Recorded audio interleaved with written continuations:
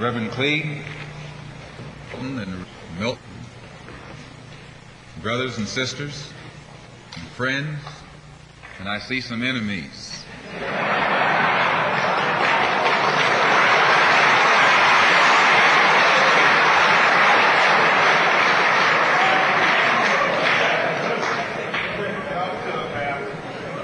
In fact, I think we'd be fooling ourselves if we had an audience this large and didn't realize that there were some enemies present. This afternoon, we want to talk about the ballot or the bullet. The ballot or the bullet explains itself. But before we get into it, since this is the year of the ballot or the bullet, I would like to clarify some things that refer to me personally concerning my own personal position. I'm still a Muslim. That is, my religion is still Islam.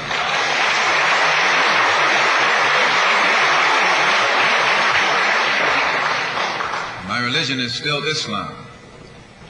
I still credit Mr. Muhammad for what I know and what I am. He's the one who opened my eyes. And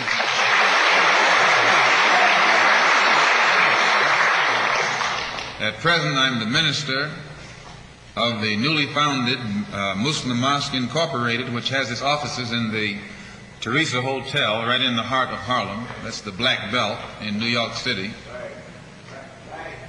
And when we realize that Adam Clayton Powell is a Christian minister, he has Abyssinia Baptist Church, but at the same time he's more famous for his political struggling. And Dr. King is a Christian minister from Atlanta, Georgia, but he's become more famous for being involved in the civil rights struggle. There's another in New York, Reverend Galamison. I don't know if you've heard of him out here. He's a Christian minister from Brooklyn, but has become famous for his fight against the segregated school system in Brooklyn. Reverend Cleave, right here, is a Christian minister here in Detroit. He's the head of the Freedom Now Party. All of these are Christian ministers.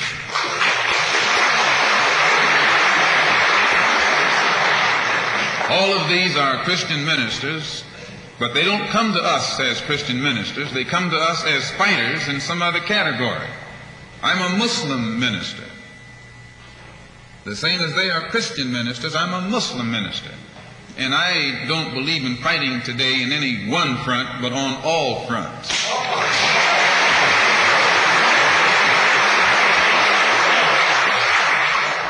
In fact, I'm a black nationalist freedom fighter.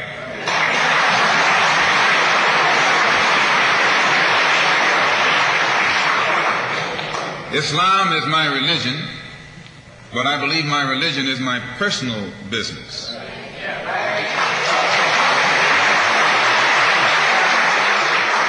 It governs my personal life, my personal morals, and my religious philosophy is personal between me and the God in whom I believe, just as the religious philosophy of these others is between them and the God in whom they believe. And this is best this way. Were we to come out here discussing religion, we'd have too many differences from the outstart, and we could never get together. So today, though Islam is my religious philosophy, my political, economic, and social philosophy is black nationalism. You and I...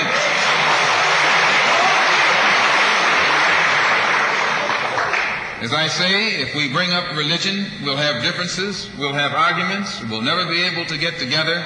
But if we keep our religion at home, keep our religion in the closet, keep our religion between ourselves and our God, but when we come out here, we have a fight that's common to all of us against the enemy who is common to all of us.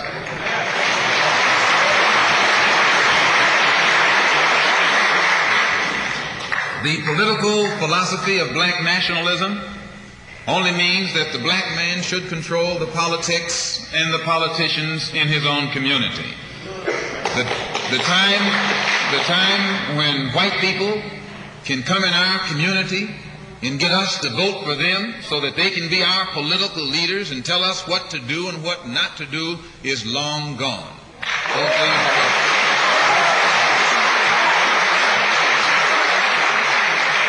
By the same token, the time when that same white man, knowing that your eyes are too far open, can send another Negro into the community, get you and me to support him so he can use him to lead us astray, those days are long gone.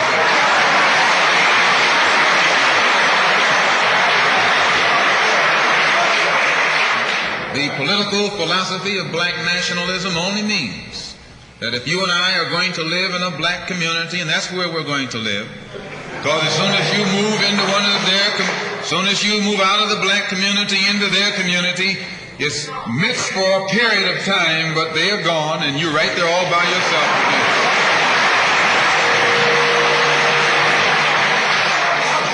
We must understand the politics of our community, and we must know what politics is supposed to produce. We must know what part politics play in our lives. And until we become politically mature, we will always be misled, led astray, or deceived or maneuvered into supporting someone politically who doesn't have the good of our community at heart. So the political philosophy of black nationalism only means that we will have to carry on a political program of re-education to open our people's eyes, make us become more politically conscious, politically mature. And then we will, whenever we get ready to cast our ballot, that ballot will be cast for a man of the community who has the good of the community at heart. And the economic philosophy of black nationalism only means that we should own and operate and control the economy of our community. You would never find, you can't open up a black store in a white community. White man won't even patronize you. And he's not wrong. He got sense enough to look out for himself. And you who don't have sense enough to look out for yourself.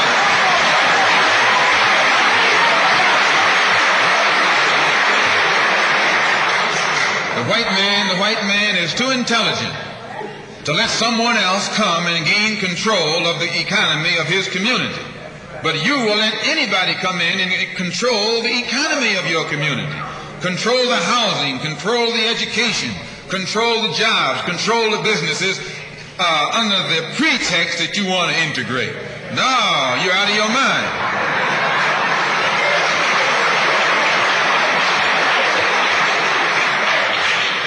The economic philosophy of black nationalism only means that we have to become involved in a program of re-education to educate our people into the importance of knowing that when you spend your dollar out of the community in which you live, the community in which you spend your money becomes richer and richer. The community out of which you take your money becomes poorer and poorer. And because these Negroes who have been misled, misguided, are breaking their necks to take their money and spend it with the man. The man is becoming richer and richer, and you're becoming poorer and poorer. And then what happens? The community in which you live becomes a slum. It becomes a ghetto. The conditions become run down. And then you have the audacity to complain about poor housing in a run-down community. Why, you run it down yourself when you take your dollar out.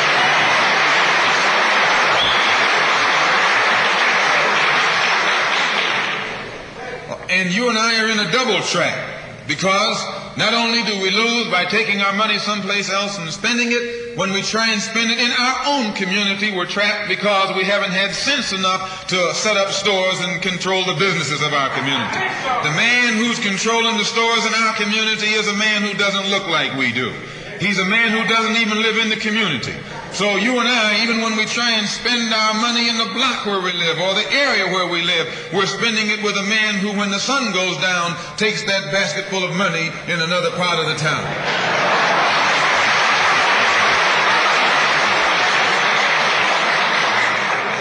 So we're trapped, double trapped, triple trapped.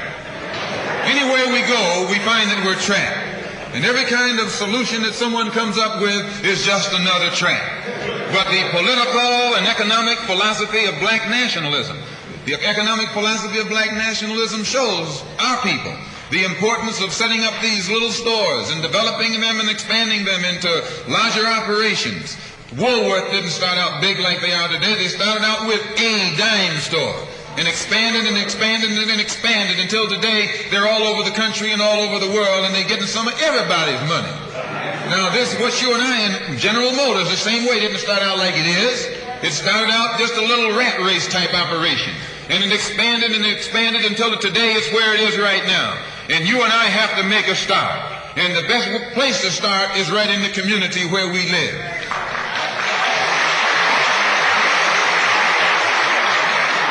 So our people not only have to be re-educated to the importance of supporting black business, but the black man himself has to be made aware of the importance of going into business. And once you and I go into business, we own and operate at least the businesses in our community. What we will be doing is developing a situation wherein we will actually be able to create employment for the people in the community. And once you can create some employment in the community where you live, it will eliminate the necessity of you and me having to act ignorantly and disgracefully, boycotting and picketing some cracker someplace else, trying to beg him for a job.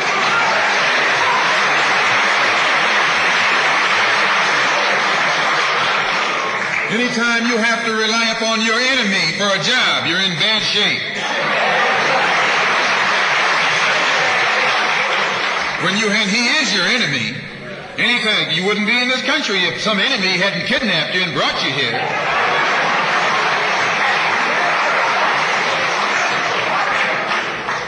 On the other hand, some of you think you came here on the Mayflower.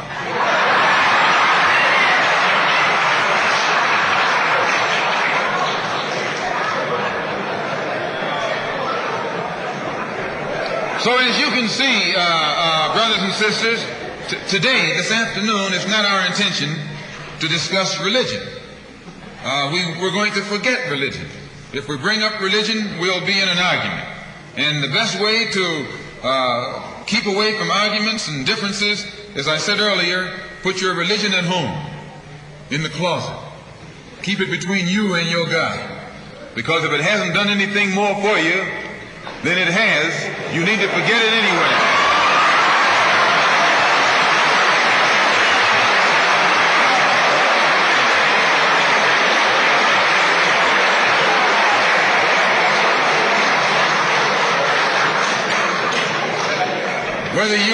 Whether you are a Christian or a Muslim or a nationalist, we all have the same problem.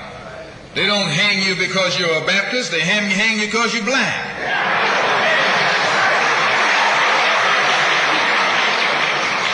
They don't attack me because I'm a Muslim, they attack me because I'm black. They attack all of us for the same reason. All of us catch hell from the same enemy. We're all in the same bag, in the same boat. We suffer political oppression, economic exploitation, and social degradation. All of them from the same enemy. The government has failed us. You can't deny that. Anytime you live in the 20th century, 1964, and you walking around here singing, "We shall overcome," the government has failed us.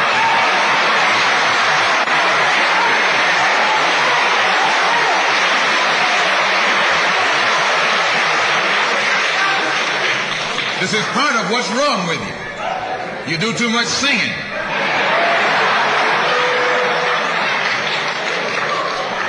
Today it's time to stop singing and start swinging.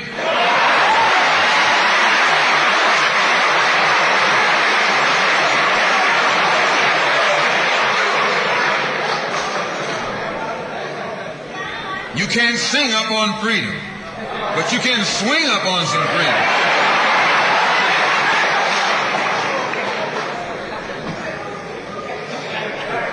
Cassius Clay can sing, but singing didn't help him to become the heavyweight champion of the world. Swinging helped him become the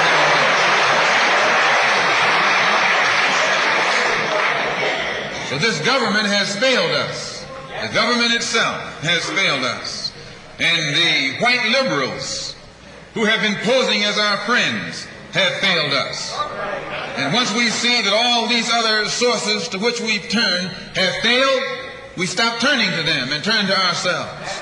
We need a self-help program, a do-it-yourself philosophy, a do-it-right-now philosophy. It's already too late philosophy. This is what you and I need to get with. And the only way we're going to solve our problem is with a self-help program. Before we can get a self-help program started, we have to have a self-help philosophy. Black nationalism is a self-help philosophy. What's so good about it, you can stay right in the church where you are and still take black nationalism as your philosophy. You can stay in any kind of civic organization that you belong to and still take black nationalism as your philosophy. You can be an atheist and still take black nationalism as your philosophy. This is a philosophy that eliminates the necessity for division and argument. Because if you're black, you should be thinking black. And if you're black and you're not thinking black at this late date, well, I'm sorry for you.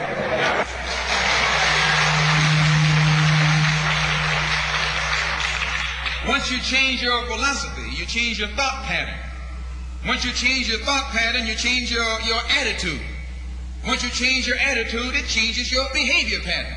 And then you go on into some action. As long as you got a sit-down philosophy, you'll have a sit-down thought pattern.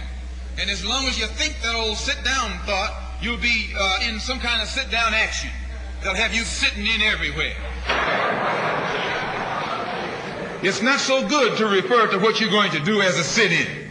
Then right there castrates you. Right there it brings you down. What goes with it? Think of the image of someone sitting. An old woman can sit. An old man can sit. A chump can sit. A coward can sit.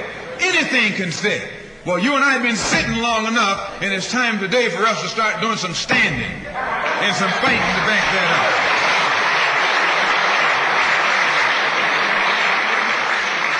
When we look at other parts of this earth upon which we live, we find that black, brown, red, and yellow people in Africa and Asia are getting their independence.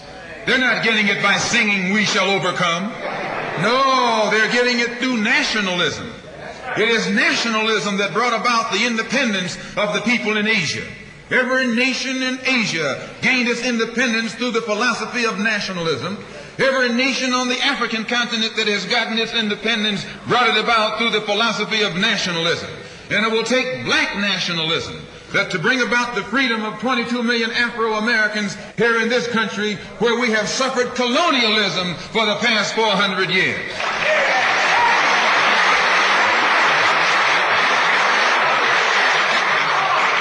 America is just as much a colonial power as England ever was.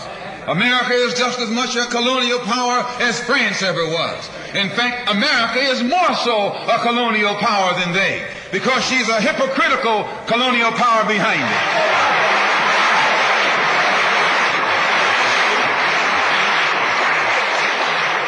What do you call second-class citizenship? Why, that's colonization. Second-class citizenship is nothing but 20th century slavery. How are you going to tell me you're a second-class citizen? They don't have second-class citizenship in any other government on this earth. They just have slaves and people who are free. Well, this country is a hypocrite. They try and make you think they set you free by calling you a second-class citizen. No, you're nothing but a 20th century slave.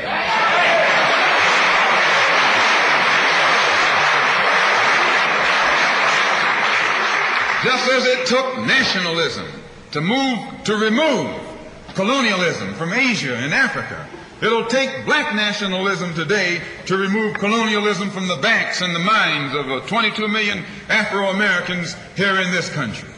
And 1964 looks like it might be the year of the ballot or the bullet.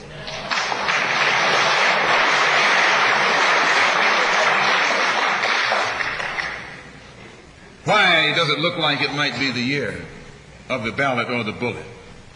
Because Negroes have listened to the trickery and the lies and the false promises of the white man now for too long. And they're fed up.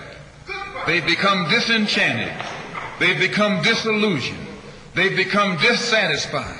And all of this has built up frustrations in the black community that makes the black community throughout America today more explosive than all of the atomic bombs the Russians can ever invent.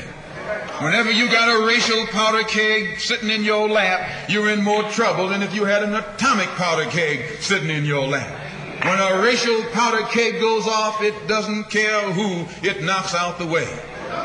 Understand this, it's dangerous. And in 1964, this seems to be the year. Because what can the white man use now to fool us? After he put down that march on Washington, and you see all through that now, he tricked you, had you marching down to Washington.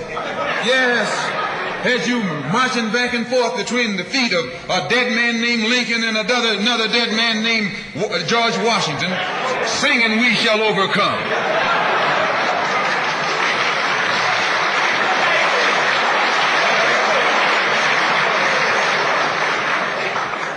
He made a chump out of you. He made a fool out of you.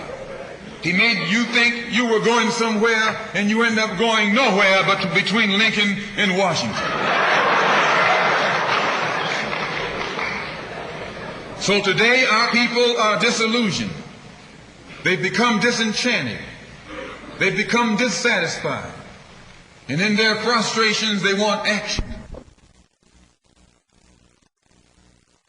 And in 1964, you see this young black man, this new generation, asking for the ballot or the bullet. That old Uncle Tom action is outdated. The young generation don't want to hear anything about the odds are against us. What do we care about odds?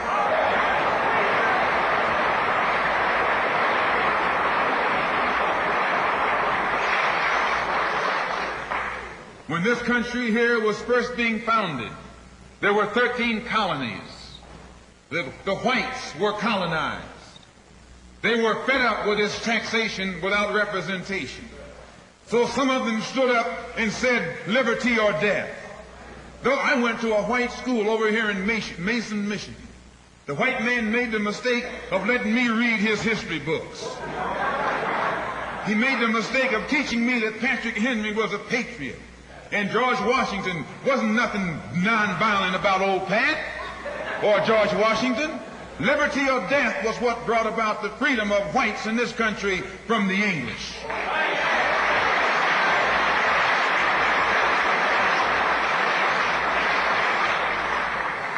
They didn't care about the odds. Why, they faced the wrath of the entire British Empire. And in those days, they used to say that the British Empire was so vast and so powerful when the sun would never set on it. This is how big it was. Yet these 13 little scrawny states, tired of taxation without representation, tired of being exploited and oppressed and degraded, told that big British Empire, liberty or death. And here you have 22 million Afro-Americans, black people today, catching more hell than Patrick Henry ever saw.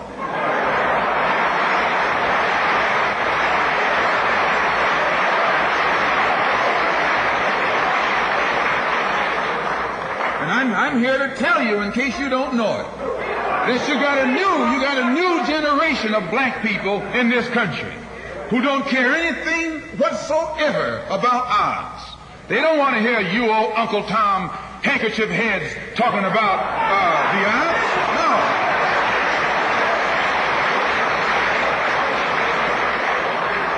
This is a new generation.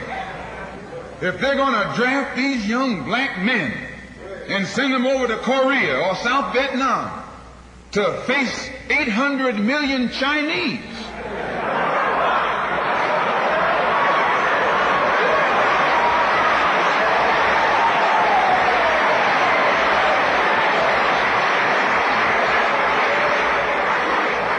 if you're not afraid of those odds, you shouldn't be afraid of these odds.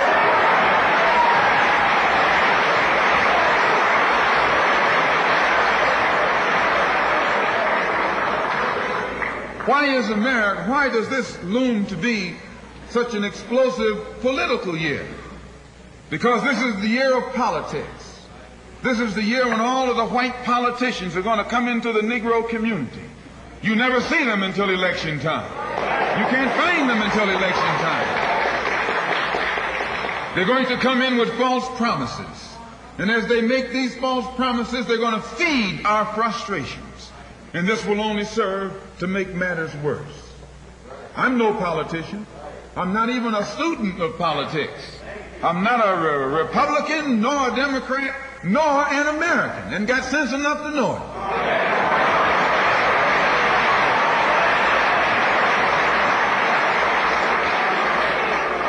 I'm one of the 22 million black victims of the Democrats. One of the 22 million black victims of the Republicans, and one of the 22 million black victims of Americanism.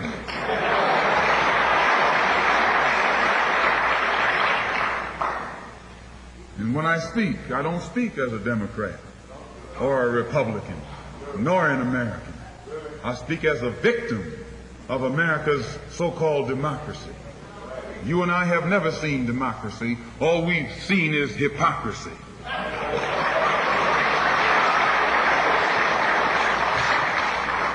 When we open our eyes today and look around America, we see America not through the eyes of someone who has enjoyed the fruits of Americanism.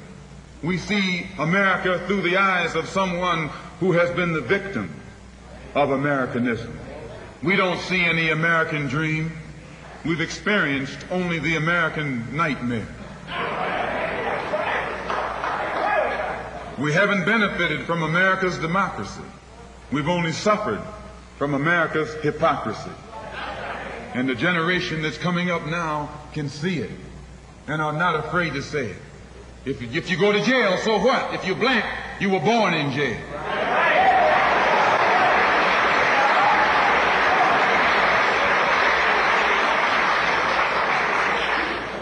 If you black, you were born in jail. In the North as well as the South. Stop talking about the South. Long as you south of the Canadian border, you're South.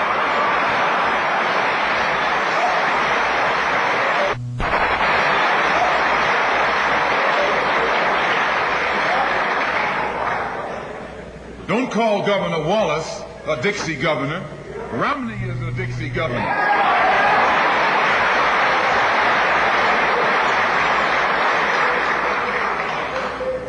22 million black victims of Americanism are waking up, and they're gaining a new political consciousness, becoming politically mature. And as they develop this political maturity, they're able to see the recent trends in these political elections. They see that the whites are so evenly divided that every time they vote, the race is so close they have to go back and count the votes all over again. And which means that any block, any minority that has a block of votes that stick together is in a strategic position. Either way you go, that's who gets it. You're in a position to determine who go to the White House and who stay in the doghouse. You're the one who has that power. You can keep Johnson in Washington, D.C., or you can send him back to his Texas cotton patch.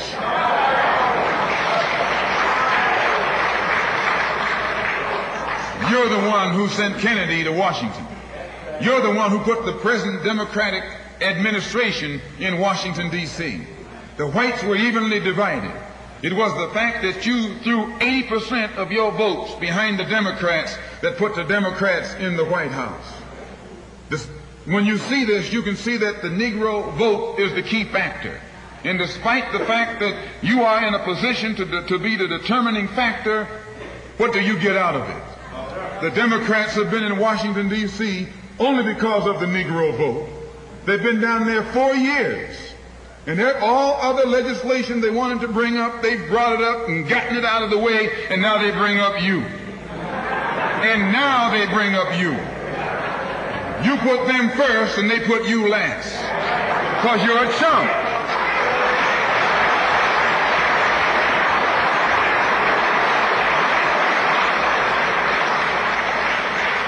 A political chump. In Washington, D.C., in the House of Representatives, there are 257 who are Democrats. Only 177 are Republicans.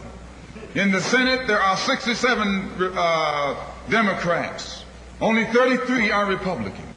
the party that you backed, controls 2/3 of the House of Representatives and the Senate, and still they can't keep their promise to you because you're a chump.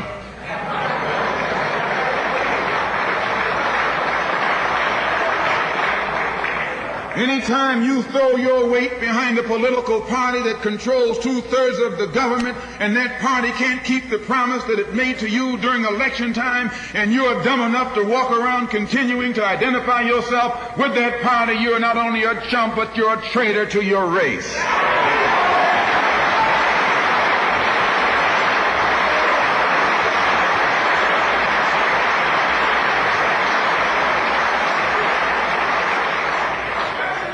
And what kind of alibi do they come up with? They try and pass the buck to the Dixiecrats. Now, back during the days when you were blind, deaf, and dumb, ignorant, politically immature, naturally you went along with that. But today, as your eyes come open and you develop political maturity, you're able to see and think for yourself. And you can see that a Dixiecrat is nothing but a Democrat in disguise. You look at the structure of the government that controls this country. It's controlled by 16 senatorial committees and 20 congressional committees. Of the 16 senatorial committees that run the government, 10 of them are in the hands of Southern segregationists.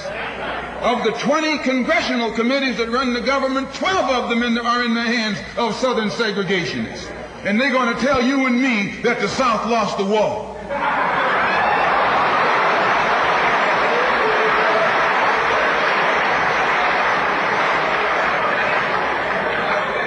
You today are in the hands of a government of segregationists, racists, white supremacists, who belong to the Democratic Party but disguise themselves as Dixiecrats. A Dixiecrat is nothing but a Democrat. Whoever runs the Democrats is also the father of the Dixiecrats, and the father of all of them is sitting in the White House.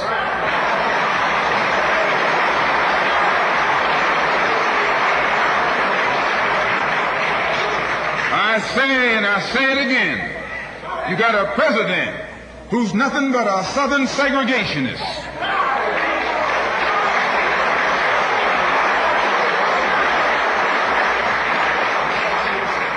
From the state of Texas. They'll lynch you in Texas as quick as they'll lynch you in Mississippi. Only in Texas they lynch you with a Texas accent. In Mississippi, they lynch you with a Mississippi accent. And the first thing the cracker does when he comes in power, he takes all the Negro leaders and invites them for coffee to show that he's all right. And those Uncle Toms can't pass up the coffee.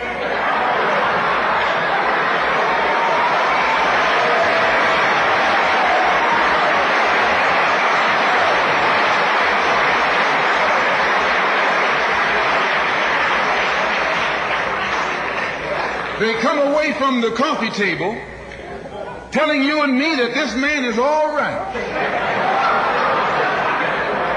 because he's from the South. And since he's from the South, he can deal with the South. And look at the logic that they're using. What about Eastland? He's from the South. Make him the president. If Johnson is a good man because he's from Texas, and being from Texas will enable him to deal with the South, Eastland can deal with the South better than Johnson.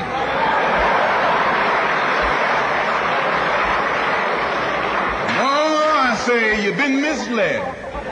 You've been had. You've been took.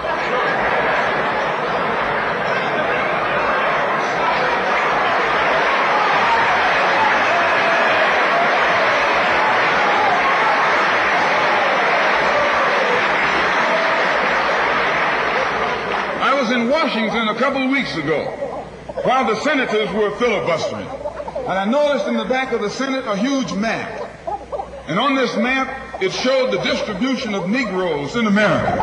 And surprisingly, the same senators that were involved in the filibuster were from the states where there were the most Negroes. Why were they filibustering the civil rights legislation? Because the civil rights legislation is supposed to guarantee voting rights to Negroes in those states. And those senators from those states know that if the Negroes in those states can vote, those senators are down the drain.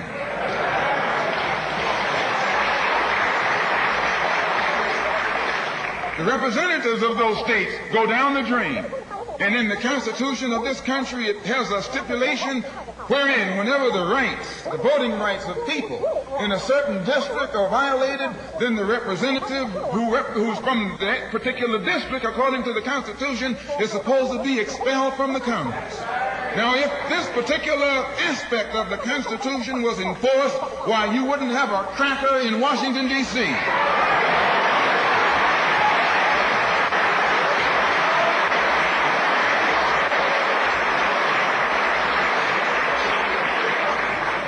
But what would happen when you expel the Dixiecrat? You're expelling the Democrat. When you destroy the power of the Dixiecrat, you're destroying the power of the Democratic Party. So how in the world can the Democratic Party in the South actually side with you in sincerity when all of its power is based in the South? These Northern Democrats are in cahoots with the Southern Democrats.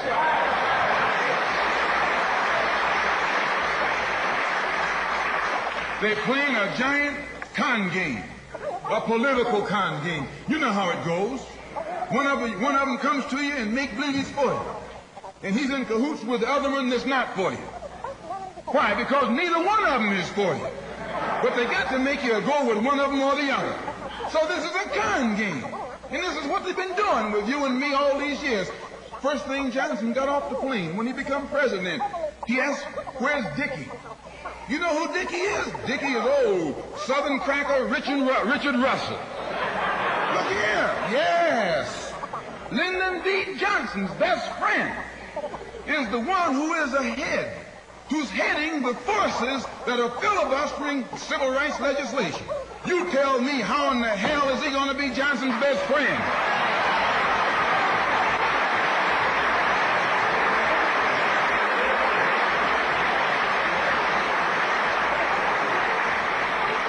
How can Johnson be his friend and your friend too?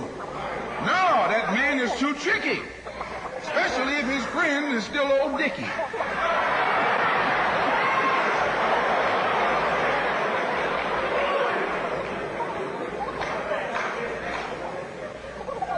Whenever the Negroes keep the Democrats in power, they're keeping the Dixiecrats in power. This is true. A vote for a Democrat is nothing but a vote for a Dixiecrat. I know you don't like me saying that, but I'm not the kind of person who come here to say what you like. I'm going to tell you the truth whether you like it or not.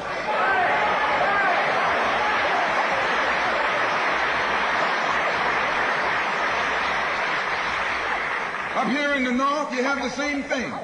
The Democratic Party don't do it. They don't do it that way.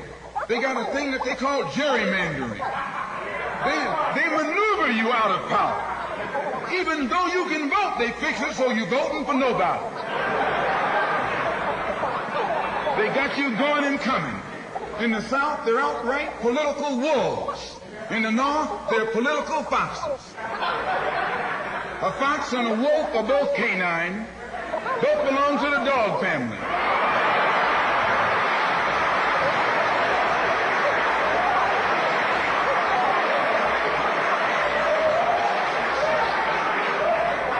Now, you take your choice. You're going to choose a northern dog or a southern dog. Because either dog you choose, I guarantee you, you'll still be in the doghouse. This is why I say it's the ballot or the bullet. It's liberty or it's death. It's freedom for everybody or freedom for nobody.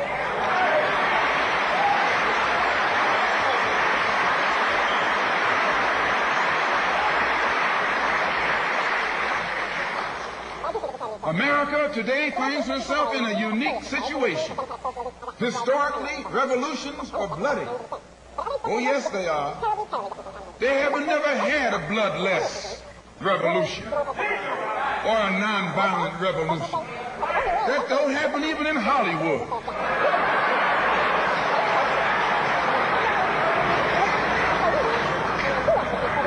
You don't have a revolution in which you love your enemy. And you don't have a revolution in which you are begging the system of exploitation to integrate you into it. Revolutions overturn systems. Revolutions destroy systems. A revolution is bloody. But America is in a unique position. She's the only country in history in a position actually to become involved in a bloodless revolution. The Russian Revolution was bloody. Chinese Revolution was bloody. French Revolution was bloody. Cuban Revolution was bloody. And there was nothing more bloody than the American Revolution. But today, this country can become involved in a revolution that won't take bloodshed. All she's got to do is give the black man in this country everything that's due him. Everything.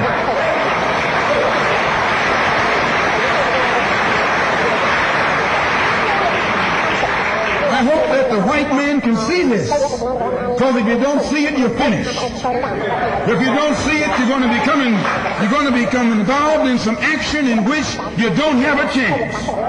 We don't care anything about your atomic bomb. It's useless. Because other countries have atomic bombs. When 2 or 3 different countries have atomic bombs, nobody can use it. So it means that the white man today is without a weapon. If you want some action, you got to come on down to earth. And there's more black people on earth than there are white people on earth.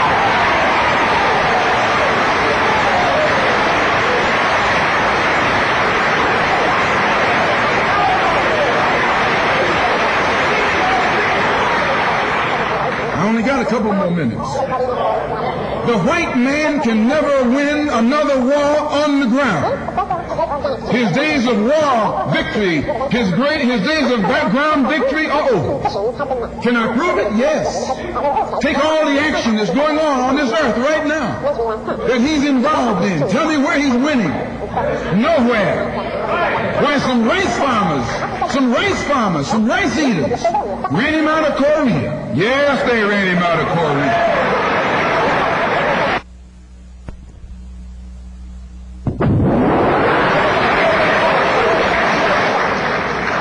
Rice eaters with nothing but gym shoes and a rifle and a bowl of rice.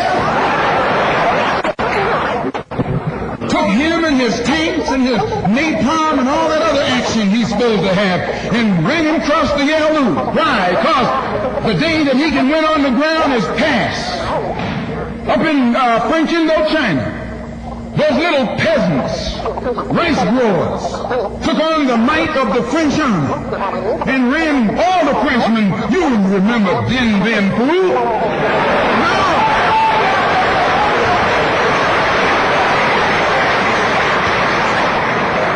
The same thing happened in Algeria, in Africa.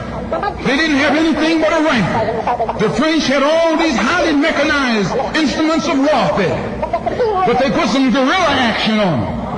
And a white man can't fight a guerrilla warfare.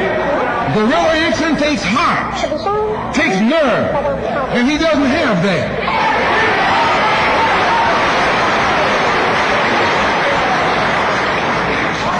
He's brave when he's got tanks.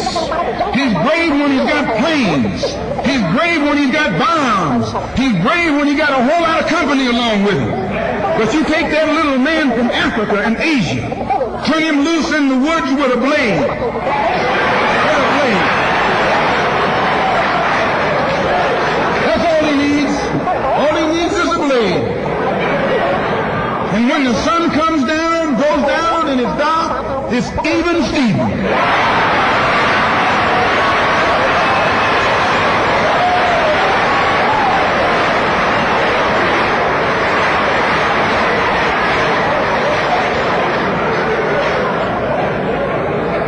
So it's the ballot or the bullet. Today our people can see that we're faced with a government conspiracy. This government has failed us. The senators who are filibustering concerning your and my rights, that's the government. Don't say it's Southern senators. This is the government. This is a government filibuster. It's not a segregationist filibuster. It's a government filibuster. Any kind of activity that takes place on the floor of the Congress or the Senate, that's the government. Any kind of dilly-dallying, that's the government. Any kind of pussyfooting, that's the government. Any kind of act that's designed to delay or deprive you and me right now of getting full rights, that's the government that's responsible.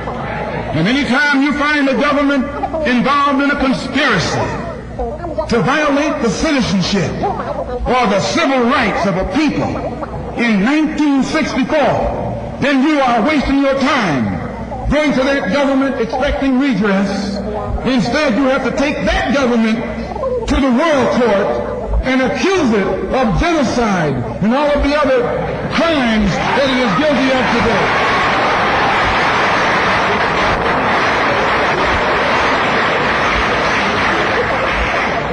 So those of us whose political and economic and social philosophy is black nationalism have become involved in the civil rights struggle.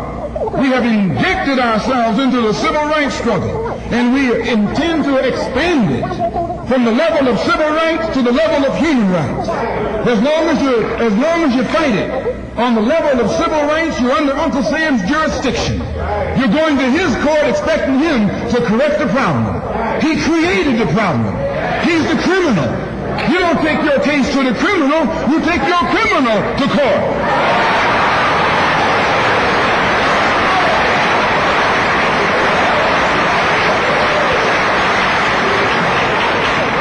When the government of South Africa began to trample upon the human rights of the people of South Africa, they were taken to the UN. When the government of Portugal began to trample upon the rights of our brothers and sisters in Angola, it was taken before the UN. Why, even the white man took the Hungarian question to the UN, and just this week, Chief Justice Goldberg was crying over 3 million Jews in Russia about their human rights, charging Russia with violating the UN Charter because of its mistreatment of the human rights of Jews in Russia. Now you tell me, how can the plight of everybody on this earth reach the halls of the United Nations when you have 22 million Afro-Americans whose churches are being bombed, whose little girls are being murdered, whose leaders are being shot down in broad daylight? Now you tell me why the leaders of this struggle have never taken.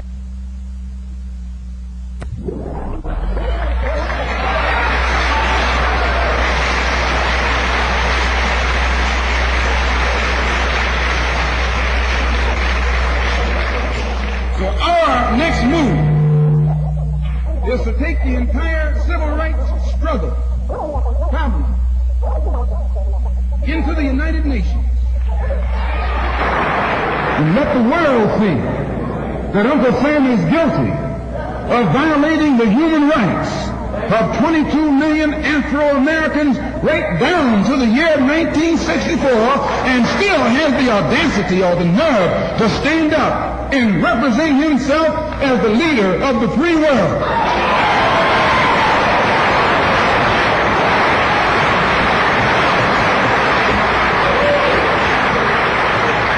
Not only is he a crook, he's a hypocrite. Here he is standing up in front of other people, Uncle Sam, with the blood of your and my mothers and fathers on his hands, with the blood dripping down his jaws like a bloody-jawed wolf,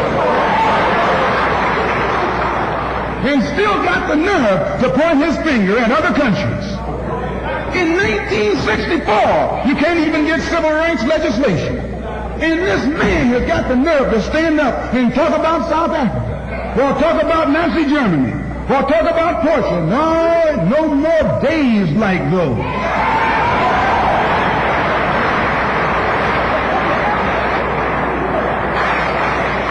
So I say in my conclusion, the only way we're going to solve it, we got to unite. We got to work together in unity and harmony. And black nationalism is the key. How are we going to overcome the tendency to be at each other's throats that always exists in our neighborhood? And the reason this tendency exists, the strategy of the white man has always been divide and conquer. He keeps us divided in order to conquer us. He tells you, I'm for separation and you for integration, and keep us fighting with each other. No, I'm not for separation and you're not for integration. What you and I are for is freedom.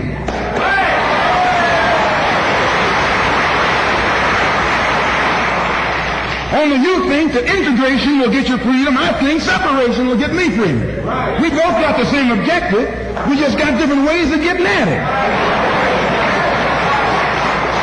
So I studied this man, Billy Graham, who preaches white nationalism. That's what he preaches.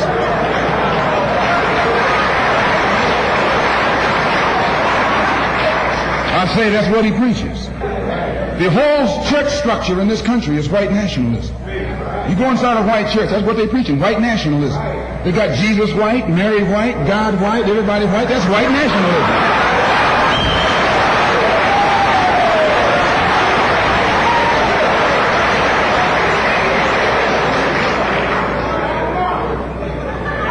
So what he does, the way he circumvents the jealousy and envy that he ordinarily would incur among the heads of the church. Whenever you go into an area where the church already is, you're going to run into trouble. Because they got that thing, what you call it, syndicated. They got a syndicate just like the racketeers have. I'm going to say what's on my mind because the preachers already proved to you that they got a syndicate.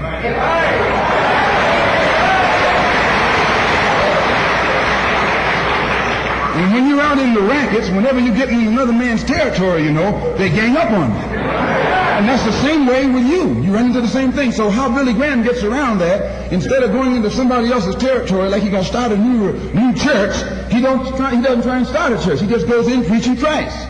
And he says everybody who believes in him, you go wherever you find him. So this helps all the churches, and so since it helps all the churches, they don't fight him. Well, we're going to do the same thing, only our gospel is black nationalism. His gospel is white nationalism. Our gospel is black nationalism. And the gospel of black nationalism, as I told you, means you should control the politics of your community, the economy of your community, and all of the society in which you live should be under your control. And once you feel that this philosophy will solve your problem, go join any church where that's preached. Don't join a church where white nationalism is preached. Now you can go to a Negro church and be exposed to white nationalism. Because when you walk in a Negro church and you see a white Jesus and a white Mary and some white angels, that Negro church is preaching white nationalism.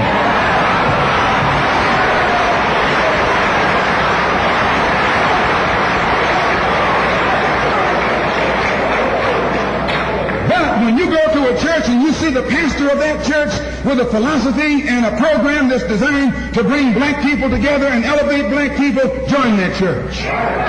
Join that church. If you see where the NAACP is preaching and practicing that which is designed to make black nationalism materialize, join NAACP. Join any kind of organization, civic, religious, fraternal, political, or otherwise, that's based on lifting the black man up and making him master of his own community.